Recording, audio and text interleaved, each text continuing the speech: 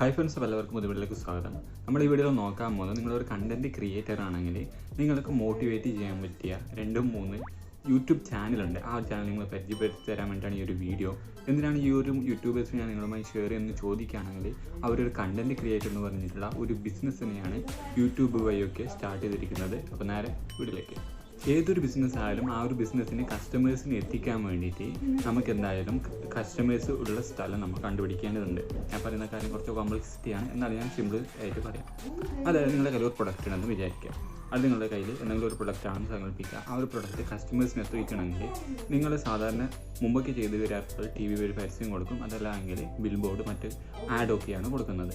എന്നാൽ ഇപ്പോഴൊക്കെ ട്രെൻഡിങ് ആയിക്കൊണ്ടിരിക്കുന്ന ഒരു മാർക്കറ്റിംഗ് മെത്തേഡാണ് കണ്ടൻറ്റ് ക്രിയേഷൻ. നിങ്ങൾക്കൊരു കണ്ടൻറ്റ് ക്രിയേഷന് വേണമെങ്കിൽ ബിസിനസ്സായി സങ്കല്പിക്കാൻ പറ്റും. അങ്ങനെ ബിസിനസ്സായി സങ്കല്പിച്ചിട്ട് കോടിക്കണക്കിന് രൂപ മന്തിലുണ്ടാക്കുന്ന അവരുണ്ട്. ആരൊക്കെയാണ് അവരെത്രത്തോളം ഏൺ ചെയ്യുന്നുണ്ട്, നിങ്ങൾക്ക് അവരെ കുറച്ചുകൂടി റെഫർ ചെയ്യാൻ പറ്റും ഈ ഒരു വീഡിയോ നോക്കുകയാണെങ്കിൽ. ഫസ്റ്റ് തളം എന്ന് പറയുന്നത് ആഡം ആൻഡ് ഫ്രോയ് ആണ്. ആഡം ആൻഡ് ഫ്രോയ് 2019 അദ്ദേഹത്തിൻ്റെ കണ്ടൻറ്റ് ക്രിയേഷൻ സ്റ്റാർട്ട് ചെയ്യുന്നത് യൂട്യൂബ് വഴിയല്ല. അദ്ദേഹം സ്റ്റാർട്ട് ചെയ്യുന്നത് ബ്ലോഗ് വഴിയാണ്. ഫസ്റ്റ് കണ്ടൻറ്റ് ക്രിയേഷൻ സ്റ്റാർട്ട് ചെയ്യുന്നത് ബ്ലോഗ് വഴി. അത്യാവശ്യം നല്ല രീതിയിൽ തന്നെ ഏണിംഗ് ഉണ്ടാക്കിയ ശേഷമാണ് യൂട്യൂബിലേക്ക് വന്നത്. ഇപ്പോൾ അദ്ദേഹത്തിന് ഏകദേശം 70,000 മുകളിൽ സബ്സ്ക്രൈബേഴ്സ് ഉണ്ട് യൂട്യൂബിൽ.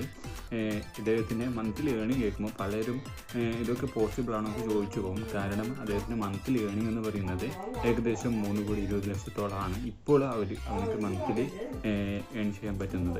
ഇതിൻ്റെ ഏകദേശം 60% റവന്യൂ വരുന്നത് കോഴ്സിൽ നിന്നാണ്, അപ്ഡേറ്റ് കോഴ്സിൽ നിന്നാണ്. ബാക്കി വരുന്ന റവന്യൂ ഒക്കെ, അതായത് ബാക്കി വരുന്ന റവന്യൂ ഒക്കെ മെയിനായിട്ട് വരുന്നത് അഫിലിയേറ്റ് മാർക്കറ്റിൽ നിന്ന് തന്നെയാണ്. ഏകദേശം $100,000 അഫിലിയേറ്റ് മാർക്കറ്റിൽ നിന്ന് വരുന്നുണ്ട്. പിന്നെ ഒരു ആഡ് നിന്ന്, പിന്നെ സ്പോൺസർഷിപ്പ്, അതുപോലെ തന്നെ CPA ഇതുപോലുള്ള കാര്യങ്ങളിൽ നിന്ന് ബാക്കി വരുന്ന എമൗണ്ടൊക്കെ വരുന്നുണ്ട്.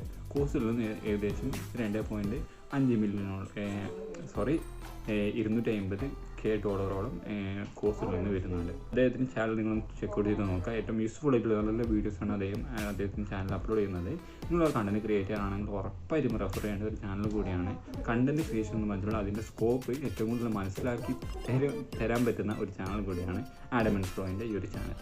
രണ്ടാമത്തെ ചാനൽ എന്ന് പറയുന്നത് വാരിക്കുണ്ടാണ്. വാരിക്ക് ഒരു ഹിന്ദി ചാനലാണ്. ആ ടപ്പിൻ്റെ ഫൗണ്ടർ കൂടിയാണ്. ഇപ്പോൾ ഫൗണ്ടറല്ല, CEO ഒക്കെ ഫൗണ്ടറൊക്കെ ആയിരുന്നു. 2019 റിസൈൻ ചെയ്തിട്ട് കണ്ടൻറ്റ് ക്രിയേഷൻ വേണ്ടിയിട്ടുള്ള ബിസിനസ്സിലൊക്കെ ഇറങ്ങി വന്നത്. അദ്ദേഹം നല്ല രീതിയിൽ തന്നെ കണ്ടൻറ്റ് ക്രിയേഷനോട് ഏൺ ചെയ്യുന്നുണ്ട്. അദ്ദേഹത്തിൻ്റെ മെയിൻ ഫോക്കസ് എന്ന് പറയുന്നത് കണ്ടൻറ്റ് ക്രിയേഷൻ മാത്രമല്ല, അതിനോട് കോഴ്സ് തന്നെയാണ്. ഏകദേശം ഞാൻ ഇന്ന് ഷൂട്ട് ചെയ്യുന്ന ദിവസം ഒരു വീഡിയോ നോക്കിയിട്ടുണ്ടായിരുന്നു, ഇന്നലത്തെ വീഡിയോ. ആ ഒരു വീഡിയോയിൽ അദ്ദേഹം പറയുന്നുണ്ട് 1.2 CR ആണ് അദ്ദേഹം കോഴ്സിൽ നിന്ന് ഇന്നലെ റവന്യൂ ഉണ്ടാക്കിയത്. പ്രോഫിറ്റ് അല്ല, റവന്യൂ ഉണ്ടാക്കിയിരിക്കുന്നത്. ഏതൊരു സോഫ്റ്റ്വെയറിന് റിവ്യൂ ചെയ്യുമ്പോഴൊക്കെയാണ് ഞാൻ ഈ ഒരു സംഭവം ഒക്കെ അറിഞ്ഞത് ആ സമയത്ത്. അതുപോലെ തന്നെ 2021 റവന്യൂ റിപ്പോർട്ട് അദ്ദേഹം വെളിപ്പെടുത്തിയിട്ടുണ്ടായിരുന്നു. ആ ഒരു ടൈമിൽ എല്ലാവർക്കും അറിയുന്ന പോലെ തന്നെ ഏകദേശം മന്ത്ലി 1 CR അദ്ദേഹം ഉണ്ടാക്കിയിട്ടുണ്ട്. കോഴ്സിൽ നിന്ന് മാത്രമല്ല, ഇദ്ദേഹത്തിന് ബാക്കി മെയിൻ സോഴ്സസ് ഇൻകം എന്ന് പറയുന്നത് അഫിലിയേറ്റ് മാർക്കറ്റിംഗ് വരാറുണ്ട്. അതേപോലെ തന്നെ നമ്മുടെ സ്പോൺസർഷിപ്പും വരാറുണ്ട്.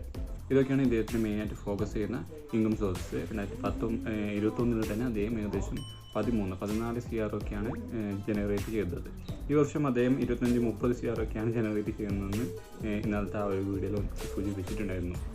മൂന്നാമത്തേത് പറയുന്നത് സതീഷ് K വീഡിയോസ് ആണ്. ഇദ്ദേഹത്തിൻ്റെ വീഡിയോസ് ഇദ്ദേഹത്തിൻ്റെ ചാനലിലുള്ള വീഡിയോസ് ഞാൻ മുമ്പ് തന്നെ വാച്ച് ചെയ്യാറുണ്ടായിരുന്നു. ഇദ്ദേഹത്തിൻ്റെ എന്തുകൊണ്ടാണ് വാച്ച് ചെയ്യുന്നത് ചോദിക്കുകയാണെങ്കിൽ, ഇദ്ദേഹത്തിൽ ഇടുന്ന വീഡിയോസൊക്കെ പൊതുവെ യൂസ്ഫുൾ ആയിട്ടുള്ള പോഡ്കാസ്റ്റാണ് ഇടുന്നത്. അതായത് ഓൺലൈൻ റിലേറ്റഡ് ആയിട്ടുള്ള മണി മേക്കിങ്ങിനെ കുറിച്ചിട്ട് ഓൾറെഡി സക്സസ് ആയിട്ടുള്ള കുറേ ആൾക്കാരുണ്ടാകും.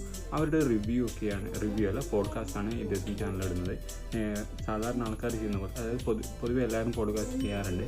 പക്ഷേ ആ ഒരു പോഡ്കാസ്റ്റിലും ഇദ്ദേഹത്തിൻ്റെ പോഡ്കാസ്റ്റിലും നമ്മൾ വ്യത്യാസം എന്ന് ചോദിക്കുകയാണെങ്കിൽ, ഇദ്ദേഹത്തിൻ്റെ ചാനലിൽ ആ ഒരു പോഡ്കാസ്റ്റിൻ്റെ ആരാണോ ഇന്റർവ്യൂ വരുന്നത് അവരുടെ റവന്യൂ വരെ വെളിപ്പെടുത്താറുണ്ട്. പൊതുവെ മറ്റ് പോഡ്കാസ്റ്റിലൊക്കെ റവന്യൂ വെളിപ്പെടുത്തി കാണാറില്ല. ലൈവായിട്ട് വരെ ഈ ഒരു ചാനലിലുള്ള അധികം പോഡ്കാസ്റ്റിൻ്റെയും ലൈവായിട്ട് തന്നെ ലൈവ് പ്രൂഫ് നമുക്ക് കാണിച്ചു തരുന്നുണ്ട്.